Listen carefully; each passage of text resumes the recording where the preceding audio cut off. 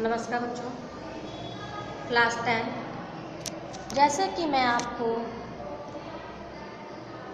हिंदी में पद्य साहित्य का इतिहास और गद्य साहित्य का इतिहास में आपको करा रही थी और उससे संबंधित प्रश्न भी मैंने आपको लिखने के लिए दिए थे। तो बच्चों, आज आपका गद्य और पद्य साहित्य का इतिहास खत्म हो गया है। तो आज मैं आपको गद्य में पाठ है मित्रता, जिसके लेखक हैं आपके आचार्य रामचंद्र शुक्ल। तो आज मैं सबसे पहले आपको आचार्य रामचंद्र शुक्ल का जीवन परिचय मैं आज आपको समझाऊंगी। तो बच्चों, दिनांक है आपके 29/4/2021, कक्षा 10, विषय हिंदी, आचार्य रामचंद्र शुक्ल। तो लेखक परिचय, तो सबसे पहले आप लिखेंगे लेखक परिचय एक दृष्टि में। इसके मैं पिक भी आपको भेज दूंगी ताकि आपको लिखने में आसानी हो। तो ये आपका गद्य की कॉपी में, जिसमें आपने गद्य साहित्य का इतिहास लिखा है, उसमें आप आचार्य रामचंद्र शुक्ल का जीवन परिचय करेंगे। लेखक परिचय एक दृष्टि में, तो नाम है इनका आचार्य रामचंद्र शुक्ल। पिता का नाम श्री चंद्रबली शुक्ल। इनका जन्म है 1884 ईस्वी में, यानी 1884 ईस्वी में इनका जन्म हुआ था। जन्म स्थान जो है इनका है ग्राम अगोना और जिला है बस्ती। शिक्षा मिशन स्कूल से स्कूल फाइनल। संपादन जो संपादन किया था वो है नागरिक प्रचारणी पत्रिका। लेखन विधा कविता, निबंध संग्रह, आलोचना, साहित्य, इतिहास, ये इनकी लेखन विधा है। उसके बाद है भाषा इनकी प्रांजल है और शैली इनकी सामासिक है। जो इनकी प्रमुख रचनाएं हैं वो है रश्मिमासा, चिंतामणि, मित्रता, हिंदी साहित्य का इतिहास आदि इनकी रचनाएं हैं। जो इनका निधन है वो 1941 ईस्वी में हुआ था। उसके बाद आता है इनका हिंदी साहित्य में स्थान। तो हिंदी के युग प्रवर्तक आलोचक के रूप में श्रेष्ठ स्थान। देखिए बच्चों, जैसा कि ये आपका जीवन अवधि यानी एक दृष्टि में ये आपका है। ये आप अपनी पहले कॉपी में लिखेंगे। उसके बाद आपका आता है जीवन परिचय। इनका जन्म 1884 ईस्वी में ग्राम अगोना, जिला बस्ती में नामक, यानी कि अगोना जिला और बस्ती जिले के, यानी बस्ती जिले के अगोना गांव में हुआ था। इनके पिता चंद्रबली शुक्ल थे। जो इनकी प्रारंभिक शिक्षा थी वह शिक्षा इनके अपने पिता के पास राग तहसील में हुई थी और 1901 ईस्वी में मिशन स्कूल से इन्होंने स्कूल फाइनल की परीक्षा पास की थी।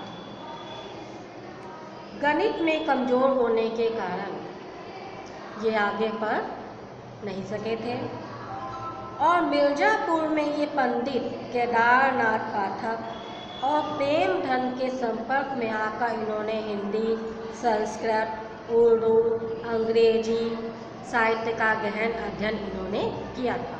यानी कि केदारनाथ पाठक और प्रेमधन के संपर्क में आकर इन्होंने हिंदी, संस्कृत, अंग्रेजी आदि भाषा का अध्ययन किया, जो बाद में इनके लिए बहुत उपयोगी सिद्ध हुआ।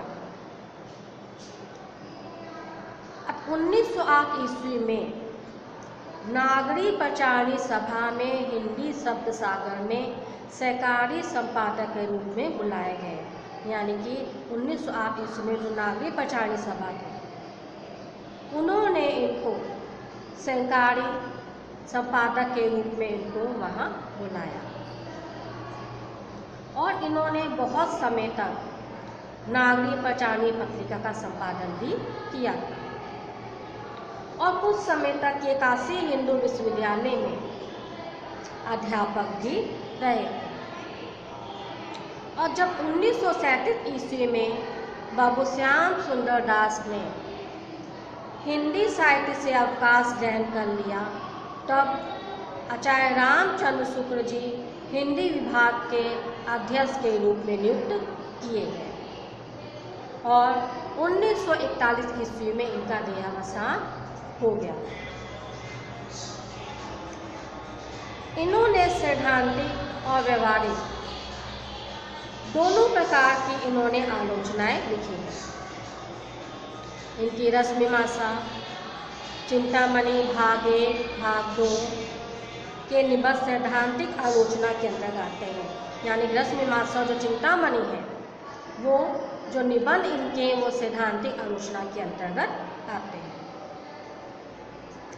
हिंदी साहित्य का इतिहास लिखकर इन्होंने इतिहास लेखक की उन्नत परंपरा का सूत्रपात किया है।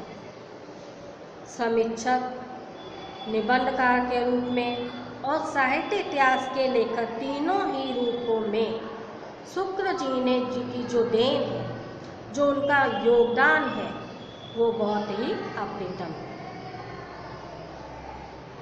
चिंतामणि में संकलित निबंधों के अतिरिक्त शुक्ल जी ने कुछ छोटे मोटे निबंध भी लिखे हैं, जैसे मित्रता, अध्ययन आदि ऐसे ही समान विषयों पर लिखे गए निबंध हैं।